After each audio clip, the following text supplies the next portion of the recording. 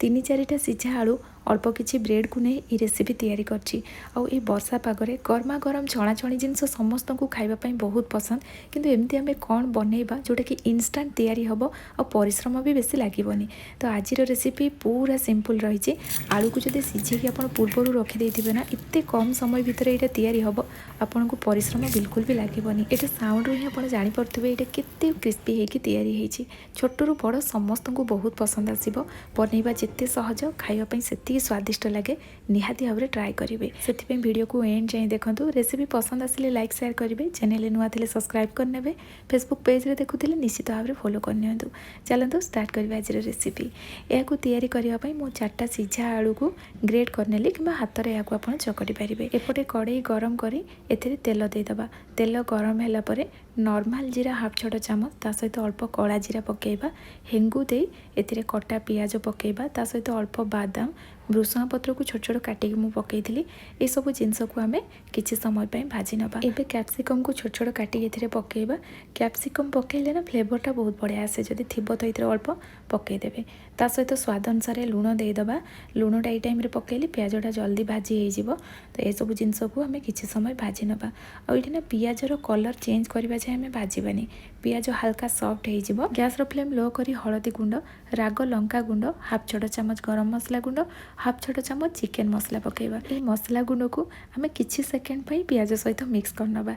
तापर एथिरे आम आलू ऐड करबा। घरे जदि छोट पिला नथिबे आपण कंचा लंका को छोट छोट काटिक मध्य पकई पारिबे। आ ये मुझे चिकेन मसलाटा नेली ना, या जगह आपण जो मसलार फ्लेवर आपन को पसंद थिबो से सब मध्य पकई पारिबे। एबे सब जिनस को भल भाव में मिक्स करबा। गैस फ्लेम लो करी या 2 मिनिट पाखापाखि भाजी दबा। ये देखो आलूर स्टफिंग तो रेडी हो जाइए। लास्ट आम ये धनिया पत्र पकई पुणी सब जिनस को मिक्स करनबा। बहुत ही सिंपल प्रोसेस रे देखो आलूर स्टफिंगटा रेडी हो गला। बेसी किसी जिनस भी दरकार हुए नहीं। घरे जो बेसिक जिनस अच्छी ना ताकू नहीं कि आम तैयारी कले किंतु खाइबा बहुत बढ़िया टेस्ट लगे। एबे चलतु आम ब्रेड को रेडी करनबा। ये ना व्हाइट देखा ब्रेडटा, किंतु मुझे ब्राउन ब्रेड नहीं। जदि ब्राउन ब्रेड मिल जाऊँगी तो आप ब्राउन ब्रेड नियंतु, ये हेल्दी रहिबो। एबे हमें कौन करबा, ब्रेड रो ई साइड पोर्शन को हमें काटिकी बाहर करनबा। तो ये जो साइड पोर्शन को हमें नष्ट करबानी, ये हमें ब्रेड क्रम तैयारी करबा। आपण एट ए टाइम सब ब्रेड रो साइड को एमती काटि पारिबे जेमती मो वीडियो रे कली। ये देखंतु सब bread at a time ready हो गला। ये जो ब्रेड रो साइड पोर्शन रहिला ना, ये सब को हमें ग्राइंडर जार ऐड करी ग्राइंडिंग करके नहीं आसीबा। तो ये रेसिपी रे ही याको हमें यूज करबा। ये देखंतु ब्रेड क्रम रेडी हो जाइए। गोटे जगह को हमें बाहर करनबा। एबे आम जो ब्रेड सब रेडी करते ना ताकू आम तैयारी करवा। तो ये बनइबा बहुत सहज। देखो गोटे जगार आम पानी नहीं जावा।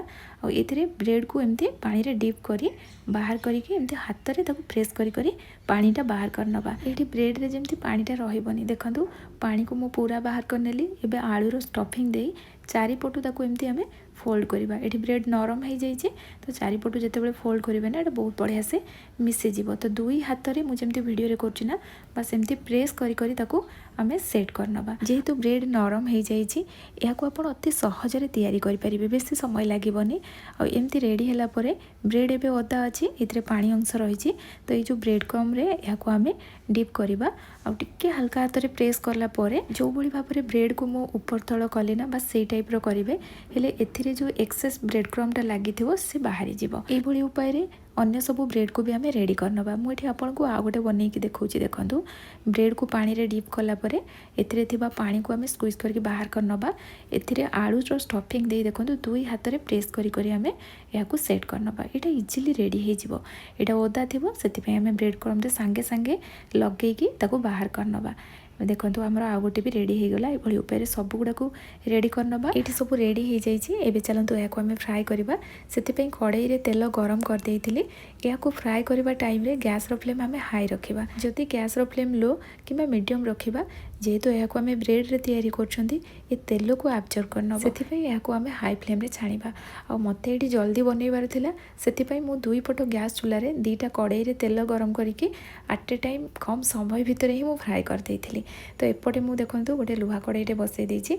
आ इथे अधिक तेल थिला, सेतिपई एथिरे जो ब्रेड गुड़ाक पकईथिले ना, ये पूरा क्रिस्पी होके बहुत जल्दी छाणी हो गला। यहाँ आम हाई फ्लेम रे छाणुचंती। आ इटा ब्रेड से बहुत जल्दी आ ऊपर कलर पड़े आसीबो। ହାଲକା ୟା ଉପରେ କଲର୍ ଆସିଲା ପରେ ମାନେ ଥରେ ଦୁଇଥର ଏପଟ ସେପଟ ବୁଲେଇଲା ପରେ ଏହାକୁ କଣ୍ଟିନ୍ୟୁଅସଲି ଏପଟ ସେପଟ ଚଲେଇବେ ଆଉ ସାଙ୍ଗେ ସାଙ୍ଗେ ବାହାର କରିନେବେ, ନହେଲେ ଏଇଟା ବହୁତ ଜଲ୍ଦି ଡାର୍କ କଲର୍ ହେଇଯିବ। ଆପଣମାନେ ତ ଦେଖିଲେ पूरा गोल्डन कलर है पर ताकू मु बाहर करनेली। एपटे मध्य ब्रेड गुड़ाक छाणी हो गलानी, यहाँ भी बाहर करनवा। कलर देखो बहुत बढ़िया आसी एकदम क्रिस्पी होती आपण तो देखिले केते सहजरे यहाँ आम तैयारी कले और खाइबापी भी बहुत बढ़िया टेस्ट लगे। निहाती भाव गोटे थर ट्राए करूँ और ये साउंड जानीपे केते क्रिस्पी होती आपड़ एमती गर्मा गरम सॉस सहित सर्व करेंगे, बहुत बढ़िया टेस्ट लगे। आज रेसिपी केमती लगे निश्चय कमेंट सेक्शन में जनइबे। जदि पसंद आसो प्लीज़ वीडियो को लाइक करके जी। पुणी आसबि नुआ रेसिपी नहीं कि से पर्यंत रहुछि। धन्यवाद।